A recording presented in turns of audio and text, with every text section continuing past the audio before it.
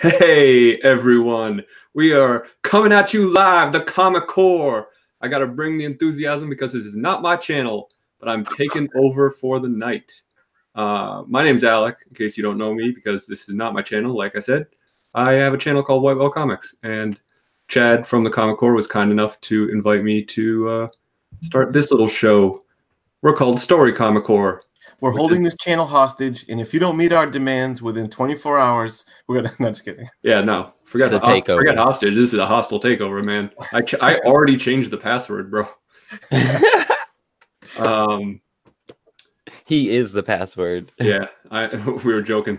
I'm the fifth element because I look so much like Mila Jovovich. If she had a beard, dude, y'all'd be identical twins. I swear. Yeah, I'm a very pretty man. It's not true. Anyway, we're Story Comic Core. This is our first episode. As you can see, we're off to a gangbuster start. Let me introduce my fellow Story Comic Core team members. I got Kenny, Comic Head 84 to my left. What's up, buddy? Greetings. Good evening. To his left, we have Caleb, the comic Smurph Murphy. Yo, everybody, kicking it like a fat rat in a cheese factory. Hell yeah. And to his left, on my screen at least, we have Chad 90 MF Comics Y290 mother effing comics. YouTube is 90. Just remember that. That incredible introduction, Alec. I am very excited to be here and be part of the Comic Core Story Comic Core. I keep messing up that title myself. Yeah, but I'm super excited to talk about Why the Last Man. It was my first time reading it. So I guess I'm just stoked to be here and talk about this, man. So thank you guys. Thank you, Chad from the Comic Core for letting us do this, because this is a lot of fun, man. You know, I don't know whose idea was let us do this. This was crazy. Like this is not a good idea, but hey, yeah, he said do whatever you want, invite whoever you want, and I think he's gonna regret that. we about to get wet wild. So the tagline I came up with for the show is no spec, no firsts, no cash, no trends, which is a ripoff of a black metal little saying, which is no fun, no mosh, no core, no trends. But I took it over, just like this channel, to represent this show, which is about reading comics. So if we ever talk about spec, you can digitally slap us in the faces.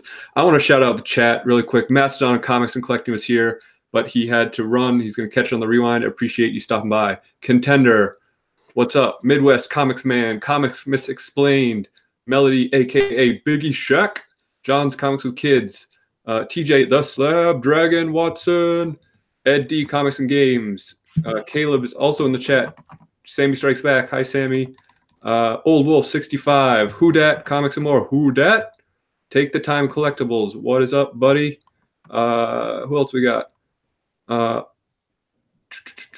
Noob. We got Midwest Comics up in here. We have the big man, Biggie Shack, the champ himself, in the building. We got Old Wolf 65. We also have a fellow Massachusetts in, by the way. Yeah, Massachusetts in the house. Represent. Yeah, did you shout out John yet? I don't know. I did, yeah. Despite my better judgment, it's a little weird. He's already specking in the chat, man. Yeah, I'm ignoring that. So it's a little weird being on this channel and seeing like different wrenches, and I'm like, oh, when did I make him a wrench? But it's all good. We'll figure it out. So since this is our first episode and we don't technically have a format, we're just going to talk about the book for a while. We read the first 4 or 5 issues, because the first trade, like typically a first trade is 6 issues, but the first trade of this is 5 issues. Yep. But we don't really have a time frame or a timetable, so we're not like figuring, hey, we have to talk about this many issues on this episode. We're just going to talk about the book. We're just going to have fun with it. I brought up, when we have a little chat going on Instagram, and I brought up yeah, Gray Matter Hulk. I'm going to talk about that. TJ Watson turned me on to that information. I brought up Wizard Magazine and how I miss like a lot of the fun, kind of weird little articles they used to do, like Casting Couch and stuff like that. So we're going to talk about some other stuff other than Caleb brought up, like what would we do if we were the last man on Earth. So we're just going to talk about comics because that's what it's about. Gray Matter Hulk said, IMDb said the Why Last Man show lost its showrunner over creative spec/development hell. Apparently this was optioned to be a show on FX, I believe, and it was either canceled or suspended or something. So and you know what? This is a good tangent on this show is kind of anti-spec, right? And we just look. Not kind of. We don't do it here. Put it that way. Yeah. I'm not going to come after you guys if you spec on stuff. But I think this is a good. I will. I know where you live. Shit. This is a good lesson in spec though, because just because something is optioned, something being optioned only means that if there's a couple guys in the pitch room and they're going to pitch like the 10 ideas that they came in their briefcase, it just means that Why the Last Man is one of the pitches they're going to throw, and hopefully someone hits it. They have the right to pitch it in a pitch meeting. That doesn't mean much else than that. Like, people just calling dibs on it. Like, oh, that book has a little bit of a following. We optioned it so no one else can. Right. People just buy up properties, and so that they can have them in their backlog. Now, this all right, I'm going to reel this in, and it's about what you like and not the hype. But we're still allowed to have our side spec, right? no spec. Hashtag no spec. I'm just trying to get off the spec because we're like speculating on the spec right there. You know what I mean? But I think Kenny brings up a good point, is that, like, don't buy books because of spec. Because for sure. Like, buy books because they're good books.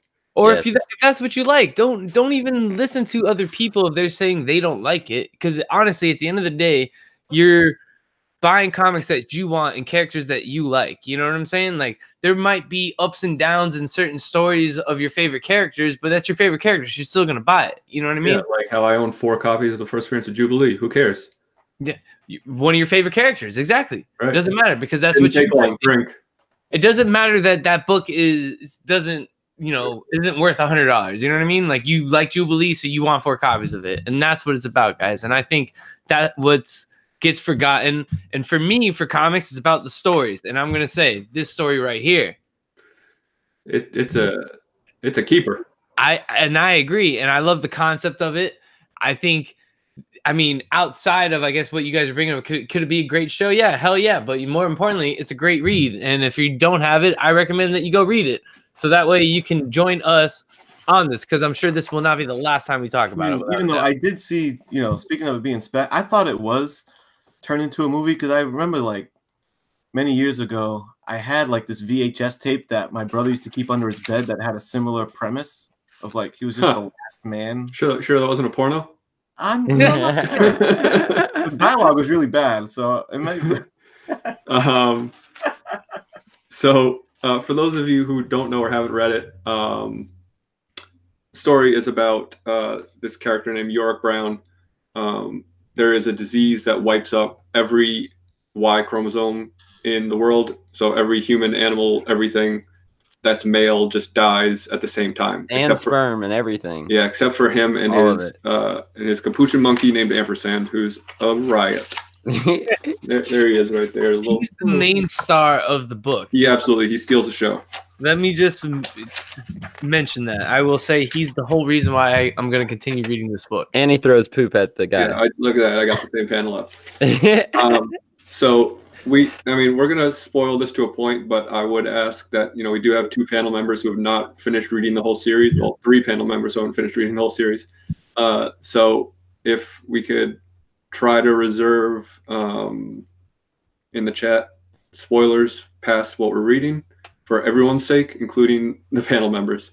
Oh, right. Yeah, because I read, like, right up to, I think, like, the last trade I didn't read. Because I remember it was during the time where I was, like, voraciously tearing through. Is that a word, voraciously, Alex? Yes, it absolutely is a word. Yeah, I was voraciously ripping through trades, and I think my ADD kicked in before I could finish it. All I know is I'm gonna have to get some of these covers, dude.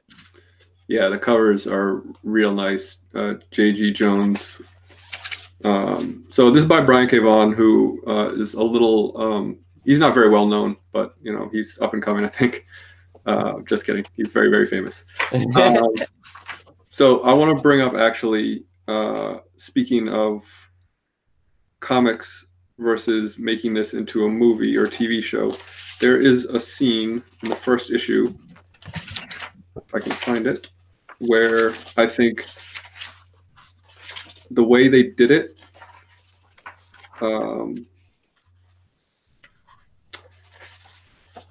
versus like as a comic, would not really work that well in TV though, compared to how it works, which is the seconds leading up to all the men dying. Yeah. So the top, it says Brooklyn 5 seconds ago, Washington D.C. 4 seconds ago, West Bank 3 seconds ago, and it goes down to 1 second, and then the next page, all the men die. But like, there's all this dialogue and stuff going on, and so like, one of the nice things about comics is time is what you want it to be. So that panel can represent 1 second, whereas in a TV show, you could say 5 seconds ago, and there's 4 lines of dialogue. And then it goes to 4 seconds ago, and you're like, wait a minute, that was 10 seconds. Like, it wouldn't have the impact, I feel like, as that page did for me. Yeah, absolutely. Because you couldn't have all those situations happening at the same time like you're seeing it on the book. Unless it was like a flash with like no dialogue. Right, and that's how they would have to do it. But how much would that really tell you? You know what I mean? Because there's so much is being said within those seconds. So the first issue, we're introduced to Yorick, who is an out-of-work English major and amateur escape artist. And he's hanging upside down trying to escape from a straitjacket. And he's training a capuchin monkey to be a helper monkey. And his super hot girlfriend named Beth is just like literally wandering the outback in a bikini. In Australia. The outback. So you could say she's on a bit of a walkabout. She is like literally on a walkabout. She's just like walking through streams, which I found a little unrealistic, but you get bitten by a snake. True. Hanging out with crocodile. One thing, but I do give them props on the fact that the antenna coming off that cell phone she was using looks like a sat phone. Like, you know how it comes off at an angle? Yeah. Because she's in the outback. Like exactly. That's what I'm saying. I like how they did that. She needs to have that. Absolutely. But we just looked it up. This did start in 2002, so it might have just been a cell phone. Yeah, right. So we kind of follow, the first issue is following a number of different characters, and it introduces us to kind of some of the main players. It introduces us to Yorick and his girlfriend Beth. It introduces us to Yorick's mother, who is a state representative, and Agent 355, who is a badass mother Chad 90 motherfucking comics. Oops, am I allowed to curse on this channel? I think so. They do all the time. Okay, I know. Sort of like a government hitman assassin. Yeah, she's like one of the like deep levels, like super badasses. And then in Boston, Massachusetts, represent. We have a scientist who I love how her name is Dr. Man. Don't you also got that badass military? That's the Israeli chick. Yeah, we'll get there. So the main players, which I think they lay out nicely too. Like Alex said, we got Yorick, the amateur magician. Who else did you say? Oh yeah, 355. She's got almost like a 007 type nickname, Not 355. That like the antagonist. It almost feels like the one that I don't like her name. She's the only one that's got an awkward name. Is she like Russian? She seems like she'd be Russian. Israeli. She's Israeli. That's right. All right. Yeah, the Israeli, which actually her character is believable because in Israel, everyone don't they all have to do like a mandatory? Yes, that's true. In the military, like Gal Gadot, Wonder Woman. She did a tour of duty. Yeah, every Israeli has to do. It's mandatory to do military service. And I think I don't know if this was actually in the issues or not, but at the end of the first issue, in the trade at least, there's like this whole thing about like what percentage of men do like this thing. Is this in the regular trade? Yes, where it goes over what happened, like the jobs and the job Yeah. classes. Yep. For sure. That's at the very beginning of this one, I think. In the summer of 2002, a plague unknown origin. At the end of this issue. Destroyed every last sperm, yeah. 495 of the world's 500 CEOs. 95% of all commercial pilots, truck drivers, and ship captains. 92% of violent felons. Internationally, 99% of all mechanics, electricians, and construction workers. Says though 51% of the planet's agricultural labor is still alive. But then it goes. The reason I brought that up is because it goes into different countries and their military services. In Israel, all women between the ages of 18 and 26 have performed compulsory military service at least 1 year and 9 months. And that last sentence is funny. The only one that 100% died was 85% of all government representatives dead, as are 100% of Catholic priests, Muslim imams, and Orthodox Jewish rabbis. So. I just want to make note also for future reference in the trades that his sister is a hoe bag. Don't let her fool you. Hey man, 2019. She can do what she wants. Seems to be a little promiscuous. They definitely imply that she may be a bit of absolutely. A she's just banging people in the back of the ambulance in front of coworkers. Come on. You gotta get ahead in this world, man. He's getting ahead in this world. What? Yeah, so speaking of religion, this is a bit off topic, but did you see Notre Dame burned down today? Yo, crazy. I know. What? Crazy. Yeah. Anyway. It looked like there was a bunch of scaffolding up. Like, it looked like they were working on it or something. Like, there was a ton of scaffolding around the outside of it. Maybe like a worker threw a cigarette butt or something and set it on fire, dude. He is going to be in big crap. Anyway. Yeah. So, obviously, if this actually happened, would have a wild impact. Catastrophic. Yeah. And like the Secretary of Agriculture is the person in line of succession to become the president. And even when Agent 355, who finds this person, tells her like, "Hey, you're the president now," she's like, "There's no way. Like, I'm like 17th in line. How is that possible?" And she's like hiding in her house, like hasn't opened the curtains in days. Is like the way they portray it. Can I just mention, I guess the one thing, I think Kenny was trying to mention it, and I might have cut him off. I'm sorry, but I guess that scientist that was getting ready to to give birth to a baby, and the baby just so happened to be like a cloned baby. So this is gonna be like the first, cloned baby, and like literally the second before she gives birth, and then all this happens. Yeah. That's why I think it's funny that her name is Dr. Mann. Yeah. Well, and even like the doctor who's helping her is like, "Who's the father of the child?" She's like, "I am." He's like, so this was a bit of a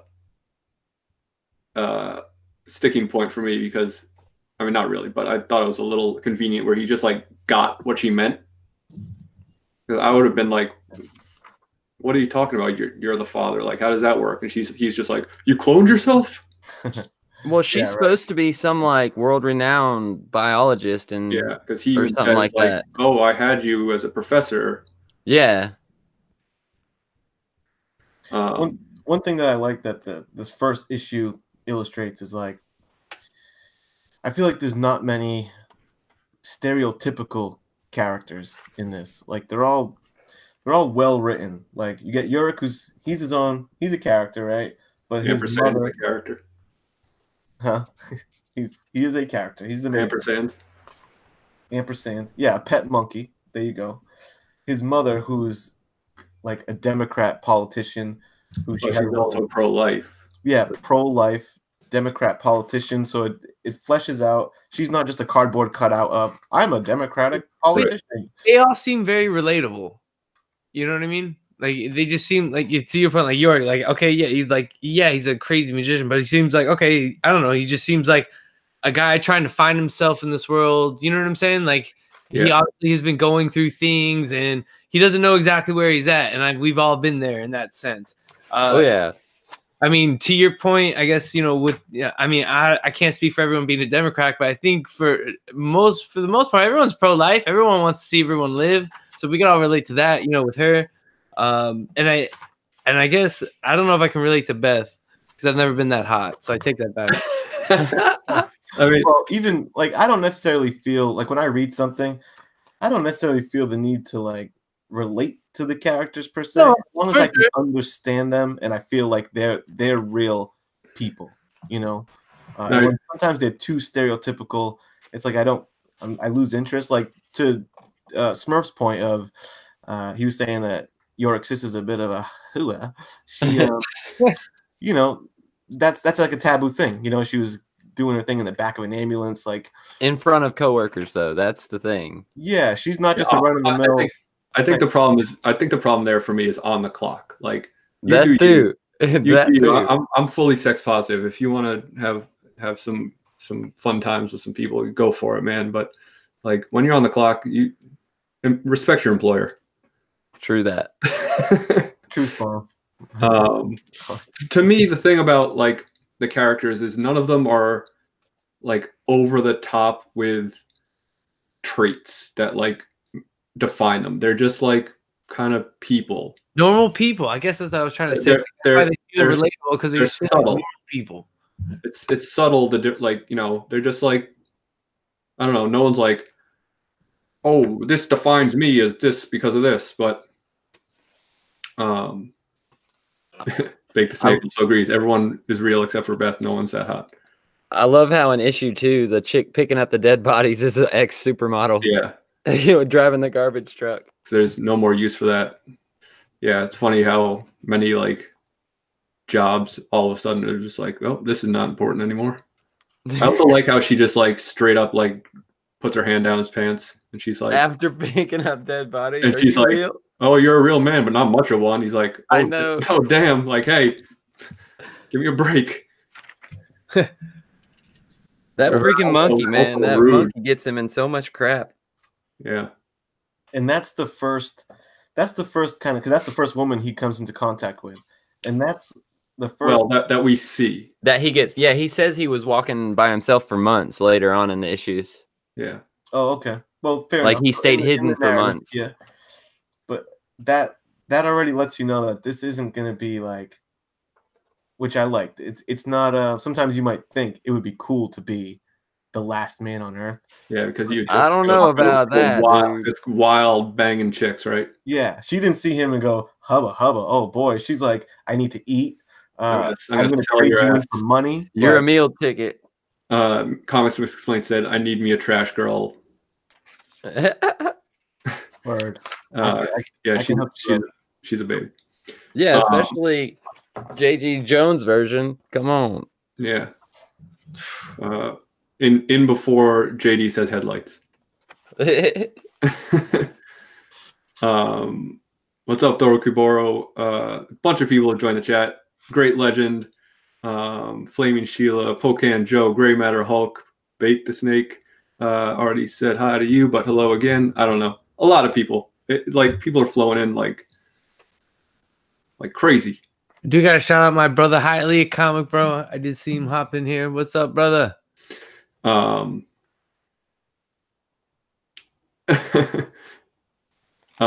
So yeah, it like he very conveniently gets to wear a gas mask because there was a plague, and I guess a lot of women started wearing gas masks being afraid of being infected. So it's a very convenient disguise for him. And even in a later issue, he runs into someone else wearing a gas mask, and for a second is wondering, like, "Oh, are it's you?" Her safety blanket. I like that part. In like a cape, basically too. Like that's like that scene with his mom. He's basically wearing a cape. Yeah. So he's kind of wearing a mask and a cape. Is that maybe a nod to? Well, yeah, because he doesn't have superhero. Yeah. Yeah. Do we want to explain how he gets to his mom? Or Well, first we got to get into whenever she goes and gets the Secretary of Agriculture. Yeah, he's like all holed up in the house. She's the president, as Alex said earlier. She is now. She calls her Madam President. She's like, "Don't call me that." Yeah, she gets all mad until later. I like how and she's like, "I'm the goddamn president." She said, "I'm just a stupid farm girl who misses her worthless ex-husband." And Yorick, his being an escape artist isn't just like something they use as a kind of fun thing. Like, he utilizes it because the trash girl handcuffs him, and after she molests him, she handcuffs him to the truck, and he is able to pick the lock because they're a certain type of cuff. He's talking to Ampersand later. He's like, "Oh, it's a good thing that they're this type of cuff instead of this type of cuff, or else we'd be screwed." He said, "You're lucky those handcuffs were Hyatt's. Yeah. If those had been Darby cuffs, that chick would probably be selling us to some brothel right now."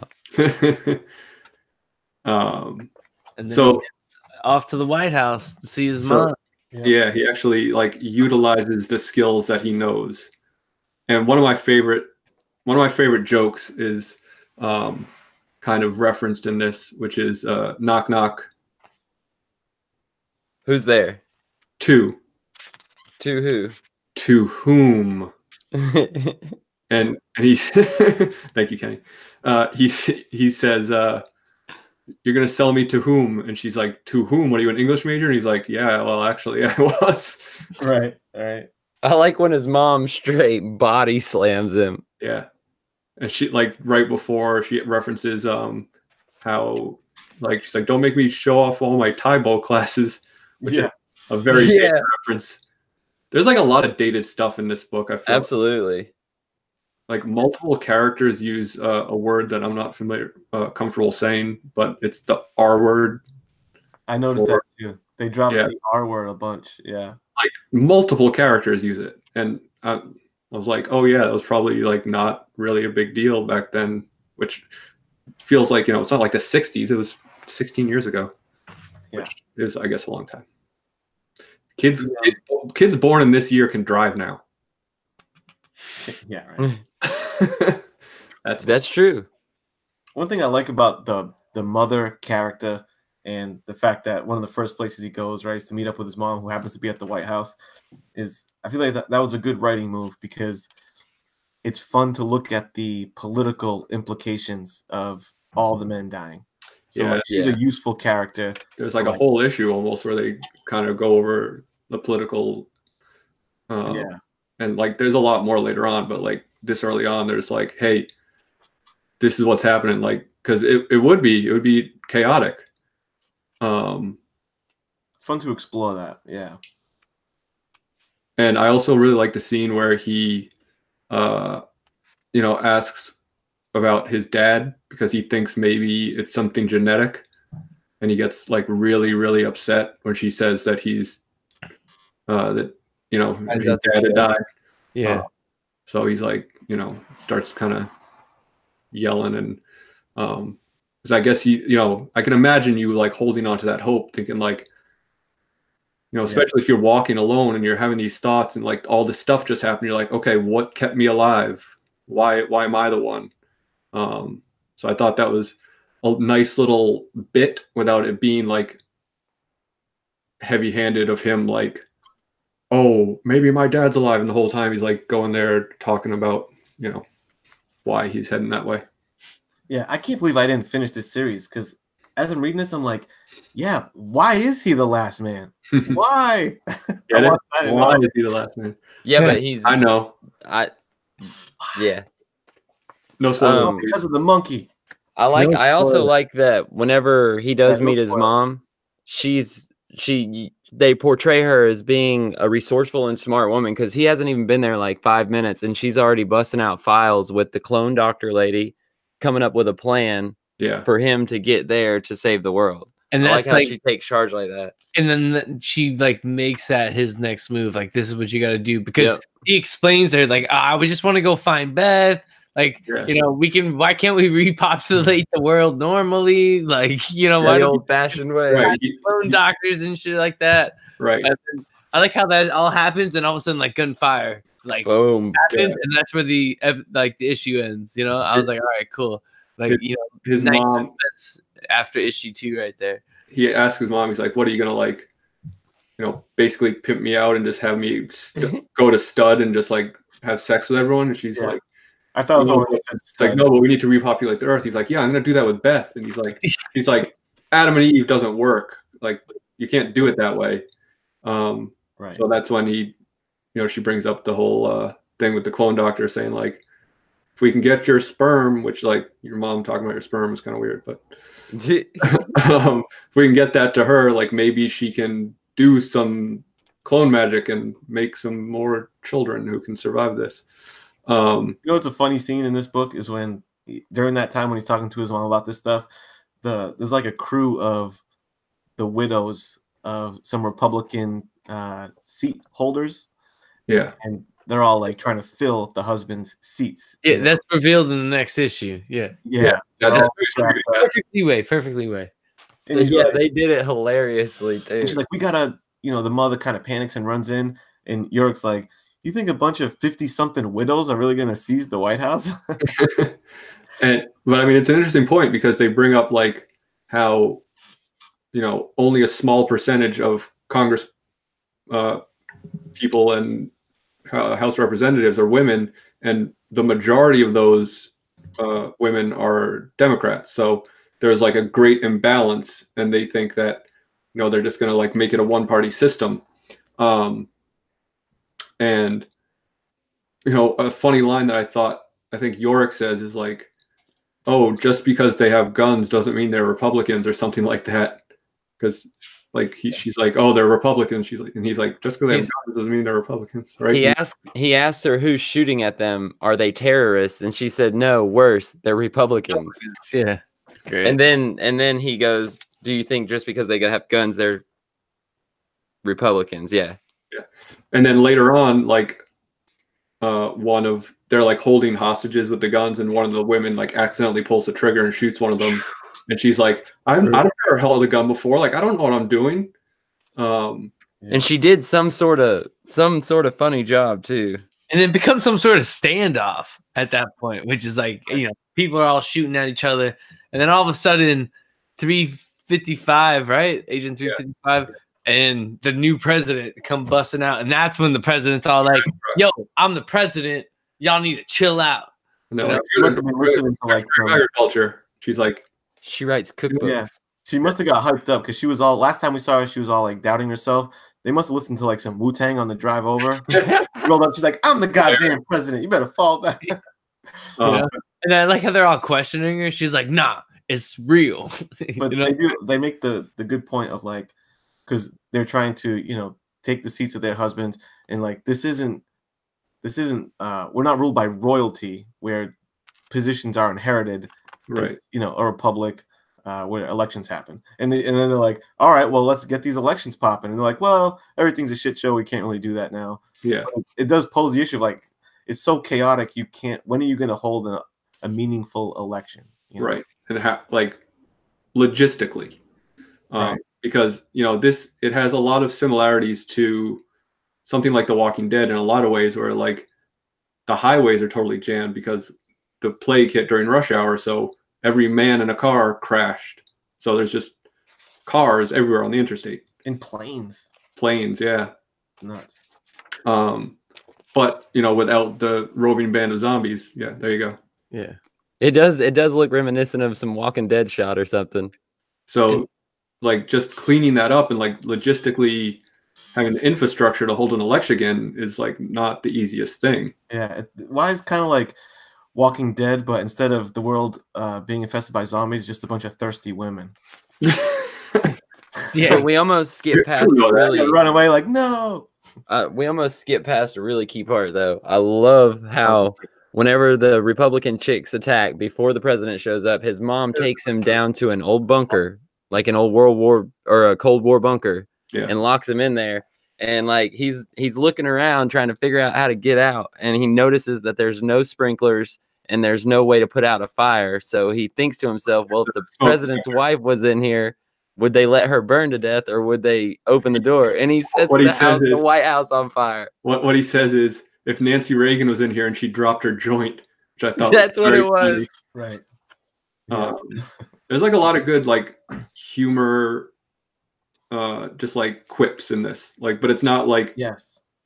But this is a pet peeve of mine. Of humor in comics usually fails, as far as I'm concerned. Right. And this is an example of like all the jokes actually make me laugh, and they're spaced out. Right. But everyone's not a quip machine. I hate when it's over machine gun quips. Yeah, it's certainly not a humorous comic. I wouldn't say this is a comedy, but like he's funny. It is it's realistic in a way that like people say funny stuff sometimes. Usually not me, but you know, people. And so like especially when you're in stressful situations, like a lot of people use humor as a defense mechanism. Oh like yeah. Me. That's what makes like Tarantino movies so good. It's like dire consequences, but at the right time, you let out a real zinger. Bringing some levity it nails it. Yeah, but when it's too much, you lose the seriousness that you're trying to go for to begin with. So anyway, they strike the balance good. Good job.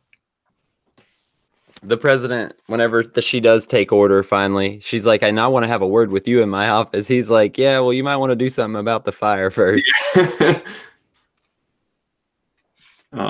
Yeah, he's a real sassafras. And I like how when he's by himself, because he has the monkey, he's always got somebody to talk to, you know? So he's always got his dialogue as well. And the monkey's always making like little eek noises. Eek eek. Funny. Yeah, and he mentions it like in one spot, he's like, yeah, I'm hungry too. He's like, especially if I'm talking to a monkey. And when he tries to throw up a key that he has swallowed, which like and it turns out to be like a piece of chicken or something. And then the monkey starts eating it. He's like, oh gross, don't eat that. Yeah, that's a good point. There's no narrative, there's no inner monologue in no thought balloons, no everything is no dialogue. There's no narration squares. Yeah, they don't. When did narration squares take the place of thought balloons? When I feel like there was a changing of the guard there. I think when people realize that like people off panel can have thoughts that carry the story. Yeah. I don't know what like the first comics to really start doing that was, but obviously like a lot of noir books and like crime stuff and stuff like that used it really well. Sorry, I didn't mean to spec on first narration block. You're off the show. Banned. Back in Kenny. God damn it. The Israeli chick's name is Alter. That's Alter. It bothers me. I don't know why. It's not really her name though. I thought that's what they call her. Yeah. Interesting thing where she's like, and she doesn't have a family and stuff like that. She lost her family or whatever. She says something like, before me, my siblings were all stillborn, and so to avoid the angel of death, my parents didn't say my name out loud. And so everyone just called me Alter. That's what it was. So I thought that was pretty cool. That was very cool. Again, like giving the character depth without like making it heavy-handed and like, I don't know, in a way that thank you, Thor Kiboro. It was all thanks to Chris, I Got Issues, and everyone who donated. I had very little to do with it other than me just talking for 4 hours, which was exhausting, but definitely worth it. Talking about the charity auction. It was an awesome auction. That was amazing. Thanks, guys. So yeah, that character doesn't come into play too much yet. Neither does Dr. Mann. Like the main players we have in the first few issues are Yorick and 355 and Yorick's mom, right? Yeah, exactly. And president and ampersand. And ampersand, obviously. The main character of this whole book. Yeah. Yep. And when you said that, he gave you a little thumbs up. See him down there? Yeah. Good job, buddy. Thanks, ampersand. And then we also find out about 355 gets assigned to like escort him to Boston because she's such a badass. And on the way out of DC, they start hearing singing, and they're like, 355 says, "Oh, it's probably coming from the monument." And he's like, "What what?" She shouldn't say monument. She says, the memorial or something. Memorial, yeah. And he's like, "Oh, which one?" And she's like, "Oh, the Washington Monument. They turned it into a memorial." He's like, "I wonder why." She's like, they picked that one. She's like, "Yeah, you guys built it." Yeah. Hashtag phallic. Hashtag weenus. Hashtag batwang. Weenus is your elbow skin, by the way. Yes, it is. What? Yeah. Yeah, and you don't have nerves there or some crap because you can pinch it really hard. But it also sounds like a funny word for your ding dong dung. Everyone, get ready for me to use weenus a lot more. I know I can have a good excuse. Yeah, you say, "Can I touch your weenus?" Man, my weenus itches. I sprained my weenus playing tennis. Damn it. I got that weenus elbow. So Yorick's like, "Can I stop by? I want to pay my respects." So he puts his mask back on and goes and sits next to this woman, and they start talking about all the rock stars who have died. Mick Jagger. He basically throws the monkey on her though and bounces when she turns her head. 355, yeah. She's like, "No, you can't do that." He's like, "Yeah, here, hold my monkey," and then he's just like, zoop. I don't know if he's like, "Don't worry, I'll stay incognito. No one will know. I can play a girl real good. You don't have to worry." He cannot stay incognito. I love that he uses the name Beth too, like as his real name. I really liked that little. I thought it was like very clever bit of writing for, I don't know, silly. So when they're going over the different artists who have died, and he said, they go, Dylan, Bowie, the rest of the Beatles, all of the Eels, and she says, the Who, and he says, them too. I thought that was funny because like clearly this woman doesn't know who the Eels are, and she says the Who, which is also a band. Yeah. He's like, they went purposefully obscure with the Eels because everyone else is a big artist, know. So yeah, Tom Waits, Tom Petty, the mother freaking D. Yeah, is that Tenacious D? I think so, dude. I'm hoping that's a shout to Tenacious Amazing. D. I was around that time. They couldn't have got one. Can we get like one like Run DMC in there? Maybe. Yeah, maybe. Yeah, but it seems to be like a classic rock type deal. Yeah, they're on. I guess it's true to their, who the characters are. Right. But I would have got a kick out of like, damn, Slick Rick's dead. Yeah.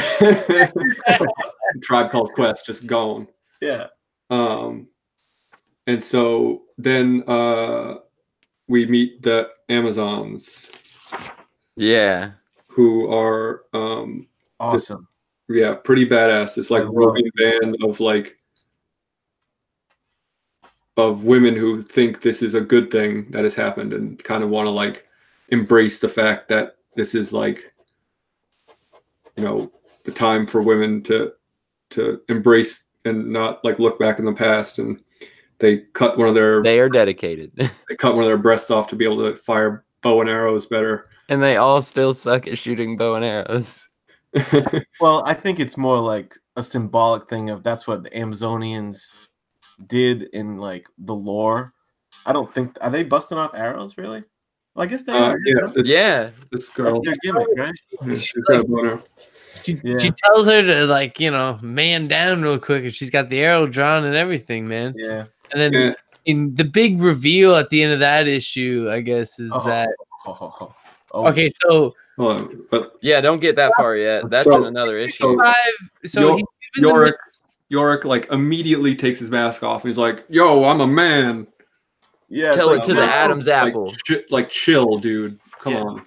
But Yorick has mentioned though that he wants to look for his sister as much as he wants to look for his girlfriend. To 355. But that I guess as he said that before he went into this whole thing, correct? Right. I'm pretty sure. Yeah. And his sister's name is Hero, by the way. Yeah. And Big the Snake. That's a pretty good description. I agree. But I really like them because they make sense. Again, like I like that the characters seem believable, like they believe what they're saying. Because like, say you are a real pro women man hater type, and all the men die one day, you're gonna be like, look, this is what God wanted. Like you could get radicalized by that pretty quickly. Yeah. Another way they showed off his escape artist skills too. When he was down on the ground after the Amazons showed up and they were about to knife him, he grabs the spray paint can they were vandalizing with and shoots her right in the eyes with it. Yeah. I love how he's like, I'm really thinking about changing my mind on hitting a woman. Girls. I also like how so anyway, he's about to like get killed because obviously like they have knives and bows and arrows and stuff, and they overpower him because like I don't know what he's thinking. Just because he's a man, you can't take out 4 people. And they're about to kill him in 355. Just like one punches this chick. She's like, "Pow!" and everyone else runs away. And like apparently it's intimidating enough that she just says "run" to them, and they're like, "Yeah." It shows the. I love the eyes too.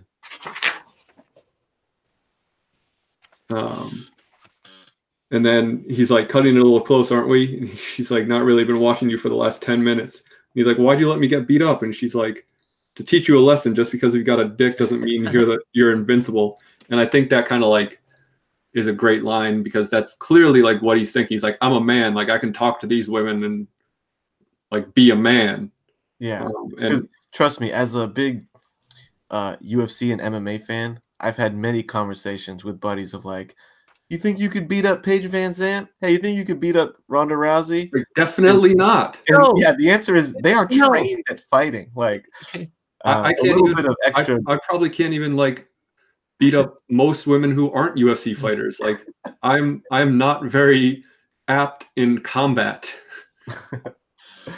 And to a point, I mean, yes. Do I think that I'll rock bottom most females through a table? Yes, but it's not an automatic prerequisite that I'm automatically going to beat up all women. Like, if they've been training to fight and working out, I like eat fast food and don't jog ever. No normal dude is beating up any woman MMA fighter. I'm just saying that right now. No normal dude should beat up any woman. Yeah, just to be clear. Why make you ask the tough questions? Because jiu-jitsu is the great equalizer. You know, that's why in like those early UFCs, Hoist Gracie just beat everybody. Yeah, for sure. He just got you to the ground and choked you and was like, "Oh, you being big and strong doesn't really matter that much when I'm just choking you." Yeah. Anyway. So yes, we were building up to the these women are much more apt in combat than Yorick, who spends his time escaping from straitjackets and reading Shakespeare. But 355 is like ultra badass and saves his ass. And scares everyone there. Scares everyone there with her one punch skills. And then like a couple of idiots are like, "Oh, let's go to Beantown," and Spray Paint Face is still conscious and hears them. Yeah. As they're stealing their motorcycles. And then Yorick plays it off like, "Oh, it's all part of my plan to get their motorcycle." I like him so much. Yeah, he's a real joker.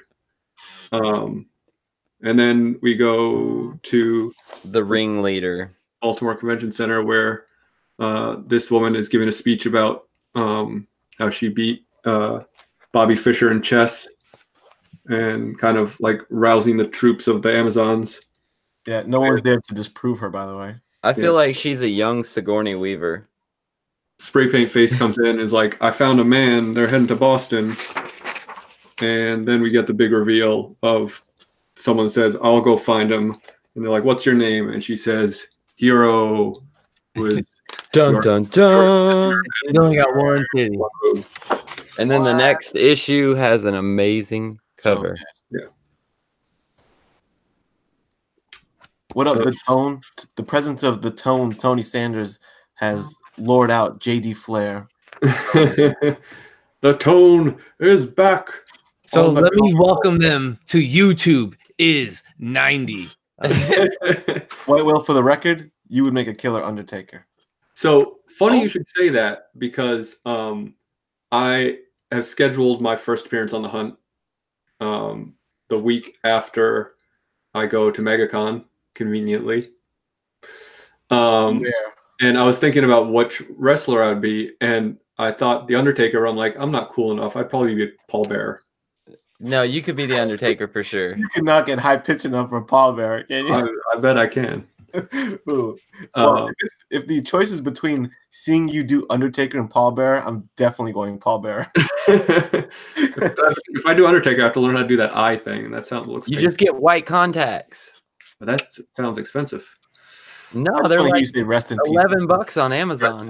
Like the American badass version of Undertaker, and with the bandana. Nobody like that Undertaker. Oh, for Thanks, sure. He was thinking pallbearer too. Oh, you were thinking of doing pallbearer. Yeah, Undertaker went from having the coolest, most ominous theme, like entrance music ever, to coming out to Kid Rock. American Badass? Come on, bro. One by the way, of us should be CM Punk. Me. I actually got already Macho Man 84. I got to see Undertaker hang Stone Cold on a cross live. That was pretty cool. Nice. John's Comics with Kids says why the Last Man Show becomes, quote, which wrestler is Alec? This is why I love you too. Tony Sanders also agrees Undertaker. All right, I guess I'm going Taker. We're going Taker. All right. Choke slam all of you. No more tombstones though. Those are outlawed. One note that I put from that last issue that really needs a little shine was before he goes into that group to look at the monument, he's like, no, they're gonna know it's you. He's like, dude, he's like, I can talk like a girl. See, I used to go on these party lines. Yeah. Dude. I was like, I got flashback. I don't know if anyone here is like from that age group where party lines was a thing. Yeah. But that cracked me up. Yeah, that's good stuff. Party lines. So really, I think funny wrestling story really quickly. Because I know we got some wrestling fans here. Please. AJ Styles, when he came over to WWE, they told him, like, you can't do your finishing move because it's too dangerous. But apparently Vince didn't know what it looked like. So he just, like, did it in a match. And Vince was like, oh, that was a cool move. What was that? And he's like, oh, it's this thing. And they just let him do it. I don't know if that's a true story or not, but I thought it was very funny. Yeah, check that out. What is his finishing move? I'm not too up on that guy.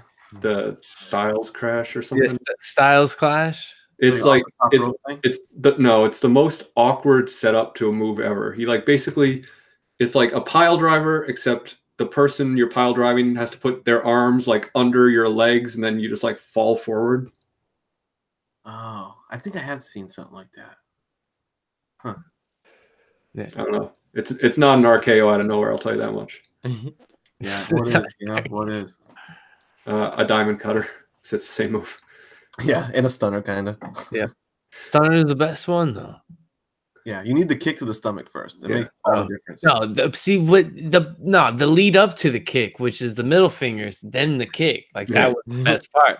Like that's what made the stunner. The best. Don't tuck your chin with a Styles Clash, because that's how you die. But you're trained to tuck your chin with a pile driver. That's the problem, I guess. Biggie Shack says, yes, White Whale's right about Styles. Nailed it. Best lead up to a move is the sweet chin music, though. Say that again. Best finishing move is sweet chin music? Lead up to best lead up is stomping in the corner, I think. Anyway, welcome to Wrestling Talk with four jabronis. Yeah. So, do we want to talk about possibly who we would cast to play? Yeah, absolutely. For the record, I think I have the winner. All right, let's. Yeah, the winner. All right, so who's going to go last? I'll go last. Oh no! Why did I build this build up? All right. You want to go first, Chad? I guess if you ain't first, you're last. So yeah, I'll go first. Oh, damn. So I think a good actor that, and are we talking like movie scenario, right? Movie or TV, doesn't matter. I guess we're going movie. I go Leonardo DiCaprio. So I thought like maybe went like young Leo. Yeah, I guess you're right. But I feel like he could even somehow pull this off, though. You know, so like that's what I kept feeling as I was like reading this. I was like, man, I could feel like Leonardo DiCaprio playing this. So I mean, I guess you could also say my runner-up. You know, I guess I could see probably possibly Ryan Reynolds. Okay. So that would be my runner-up in that. I think I've got the pick. But go ahead. So we'll let the chat vote afterwards. Yeah. Great Legend says Kirk Cameron. Caleb? Explain likes Ryan Reynolds. I think, well, personally, I want to be Uric because I want to be a famous movie star and rich. But since we can't pick ourselves, I guess I'm gonna have to go with the kid that played the Amazing Spider-Man, the second Spider-Man movies. I like him with the crazy hair. He's so forgettable. You don't even know his name. Yeah, I don't know his name. I don't know hardly any actors' names really. Comics 6 says Danny DeVito. It's a bold choice. It's a different direction. My pick. At first, you're gonna think it's maybe a bit of a wild card pick, but I'm going with Josh Hutcherson. This kid here. Oh, that'd be a good one. He's in that funny show on Hulu, dude. Yeah, I was gonna say you may know him from The Hunger Games, but where he really shines is Future Man on Future Hulu. Man. That show is tremendous, and he is so good in it. And I can just like hear him. I can hear him as Yorick. Like he's a little short, maybe, but who says Yorick has to be tall? So yeah, PETA. PETA. If you haven't checked out Future Man, I would highly recommend it. I stumbled upon it, and it is super hilarious, and he kills it in it. So he's my pick for Yorick. Where do I find Future Man? Where is that? It's a Hulu exclusive. Oh. Well, if anyone has a Hulu password up for grabs. I think you can get it free for like a month or something. All right. So I was thinking, because with this character, you need you want him to be the ability to be funny and be able to drop those zingers, but not a straight up comedian, because he's got to do some, kind of be believable in some action scenarios. So I was picturing John Krasinski, aka Jim from The Office. That is an interesting choice, but I don't hate it. I think he would, like, when he's like drops his zingers, he can do that thing where he'll just like look at the camera and be like, yeah, you think that's the kind of show you want? Where it's like breaks the fourth wall, but like only when he drops zingers. Yeah, like ampersand. Like when ampersand is acting up, he's like, "What can I do?" He's a lot of also great options in the chat, but best option in the chat, Dolph Ziggler. I agree. Ziggler, absolutely. Great legend, completely. Dolph Ziggler. Super great. Dolph can do anything. Yep. For those people, the last man. Paul Rudd, the ageless Paul Rudd. I was gonna say he's a little too old, but he still looks super young. Yeah, Paul Rudd's not bad. Not bad choice. Oh, he would be a killer choice if he was younger, dude. I love his sarcasm. Sammy Strikes Back says Evan Peters because he's nice to look at. I don't know who Evan Peters is, but I will Google him right now. Yeah. Well, to John's point, because he says, some of these picks are a bit too old. He should be early 20s. That's probably true, but we're all too old to know who the kids are. Hey, man, I picked a young kid. Is he young? Oh, see. Somewhat. Oh, he's this kid from American Horror Story. Well, actually, he's about to be Caspi. A creepy picture of him.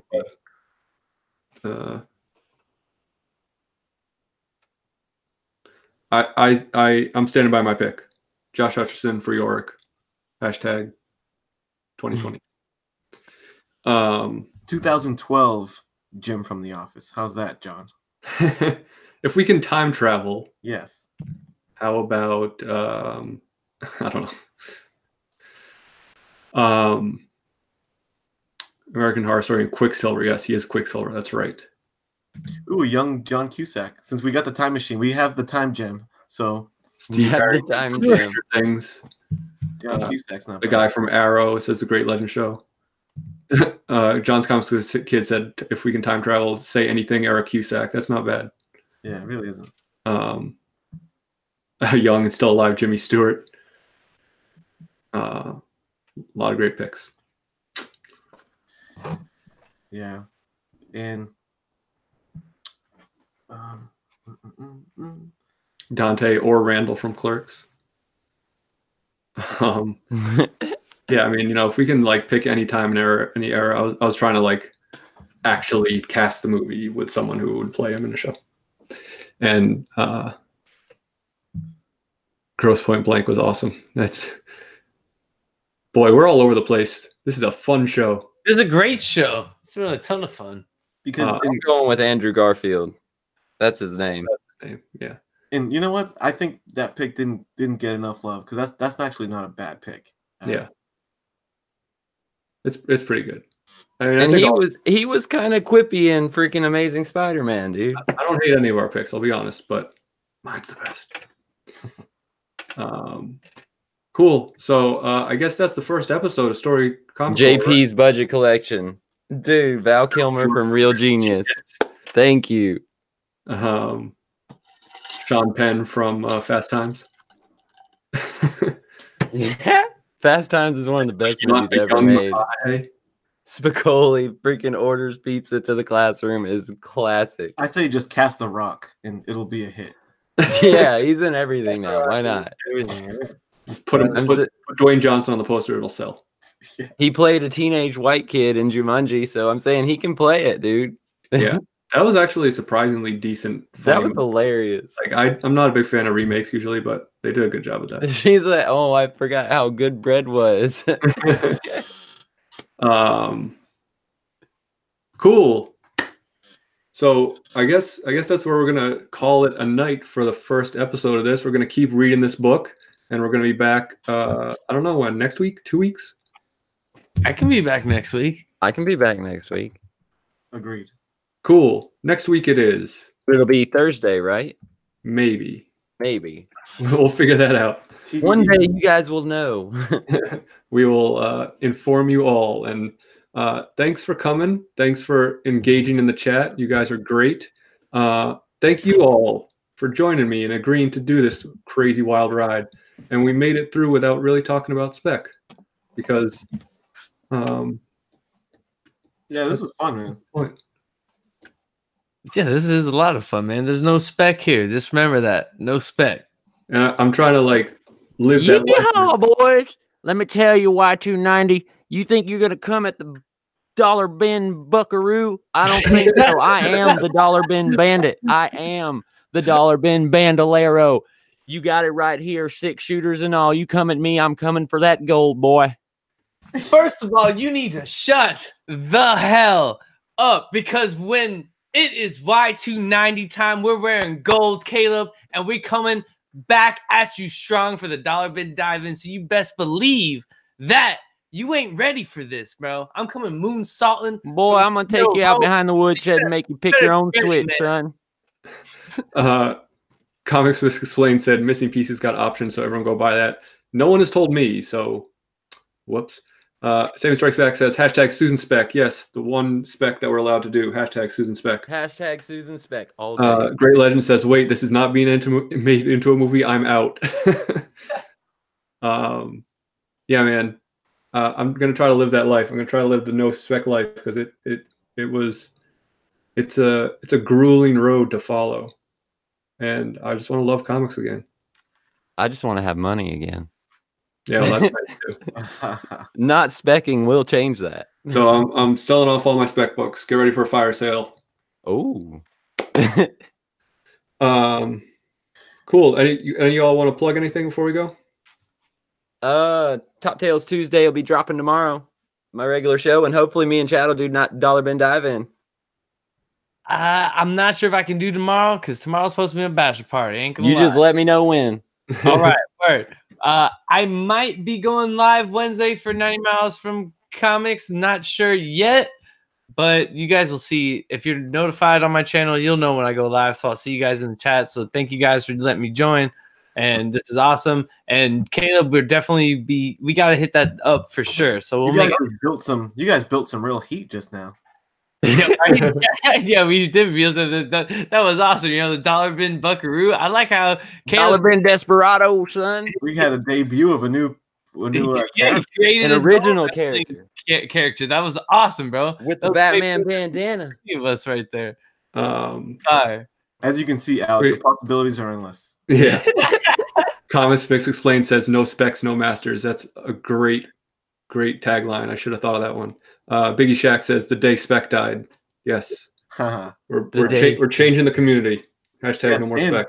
Speaking of that, my little part of that will continue on into this Thursday on Graders Notes show, which is another show where we go back and read a notable comic from the past. In this case, it's Neil Gaiman's first writing of Marvel, 1602. I've got that too. I can go along with this one. Yeah, get it so you can tag along. And the Graders Notes gang is with a new lineup this time. Myself, Roger Metarog, who's an encyclopedia of knowledge. Genome Presents, who has a vicious vocabulary. Myself, and the new member, because Grayman was awesome. The British bad boy. Grayman was on the show for a long time, but the time zone is so crazy. It was like an ungodly hour for him. So we're happy we had the episodes we had with him. It was a little much to ask. So debuting on this episode of Graders Notes, Mr. Miracle, very insightful fella, is going to join the crew, and we go through, dissect a comic, grade it in different categories, all that stuff. It's all about the meat of the book. So we're continuing the no spec train next Thursday on my channel. Very cool. And shout out to Grayman. He's the only one who got my reference for the tagline of this show. So glad someone got it. And right, I remember. I know he's a big metal fan, so shout out to Grayman. Wednesday book club is back on John's channel for the first time in a long time. We are reading Meet the Skrulls issues 1, 2, and 3. For the first time, we're doing multi-books like that. Maybe? We might have done. No, we did Die before, I think. Hey, we can do Die again. Yeah. And our guest is going to be Bear Island Comics. And it's going to be a lot of fun. And then next week, I already picked a book. I demanded it. No porn this week. I wouldn't necessarily go that far. There's always room for porn. I mean, we brought up porn on this show already. So the week after that, I demanded that we do Ascender #1. It's the follow-up to Jeff Lemire and Dustin Nguyen's Descender. So if anyone is interested in joining us that week, because you are a big fan of Descender, hit me up, or John. I can read it and become a fan. John's Comics with Kids says, no porn, it's my channel. It's the Skrulls Family Hour. That's fair, John. It is with kids on his channel, so we'll be PG. But then Ascender, watch out. We're going to be talking about all sorts of terrible things. That's all I got coming up this week for sure. Oh, that's not true. My 700 sub contest ended today, so I'll probably do a drawing tomorrow. Ooh. Are you doing the randomizer thing that John owns stock in, or does he own stock in it? Or are you just gonna randomly ask Kenny on a random broadcast? Yeah. No, I'm gonna use it. I'm gonna use it now because he just wins everything. I'm gonna use it. John did not enter. Oh, he did. All right. He's not allowed to enter anymore. Community, John did not enter the contest. Good. It's a conflict of interest. I'm glad you're finally doing full disclosure. I did not enter John's contest for the socks. I didn't enter John's contest for the socks, so I didn't win. I'm gonna be doing the randomizer. Had a lot of entries, so should be fun. Someone's gonna get a mediocre sketch from me, but looking forward to it. So be on the lookout for that. It's probably gonna be a very short stream because I'm just gonna do the randomizer and then probably that's it. But thank you, Biggie Shack. I take that as a gross exaggeration that I rule, but I'll accept the compliment. Next week, as in a week from this Wednesday, Comics Explained, we're reading Ascender #1. This week, we're reading Meet the Skrulls 1, 2, and 3 from Marvel Comics. Cool. I'm gonna wrap this up. We're just teasing. Don't feel like you can't join contests. Of course you can. We're just teasing. You can't be that lucky. He is. No, hey, I won a contest. I won Comic Books NYC's contest. Yeah, see that? So it can happen to you.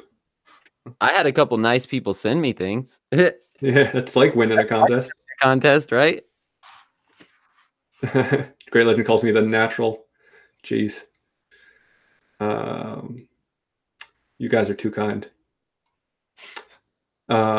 Next week we'll finish volume 1. We'll get through probably what 5 through 10. Yeah. Nice. Yeah. Make sure you guys stay opening tuned. panel. Yeah. Teaser. Spoiler alert. Right. It's crazy. I know that page is crazy. So Pia Guerra. Shout out to Pia Guerra. Yeah. Yeah. Killing it. and you guys have time to go get it for yourselves so you can read and be part of it. So go get it. Why the Last Man, Volume 1. That's what we're reading. Yeah. I mean, you should read it anyway because I still say Brian K. Vaughan's best work. I like Paper Girls pretty good, dude. I am Paper Girls digging is that good. story, bro. The first 20 issues of Saga were very good, and then that kind of crapped the bed for me. But that's another story for another day. And then guess what? After we read 60 issues of this, we're taking a left turn probably and going to read Age of Apocalypse is the plan. So, dude, which I'm really psyched for. So, heck yes. If everyone, Ex Machina is also very good. Agree. So, if you guys enjoyed this, I hope you did. Leave a comment below. Hit up the Comic Core. Let them know you want more of us or less of us. More. I can leave the show and someone else can take over. Nope, you're stuck with it. Seven to Eternity. Seven to Eternity is great. I don't think he wrote that. Oh, you want us to read that? Yeah. 7 to Eternity is amazing. I love Rick Remender. Is it over? I think it's still going. It's still going. Yes, absolutely. Yeah. Oh, it's so good. They just started a new one last year, so I don't know how many issues deep yet. I kind of want to.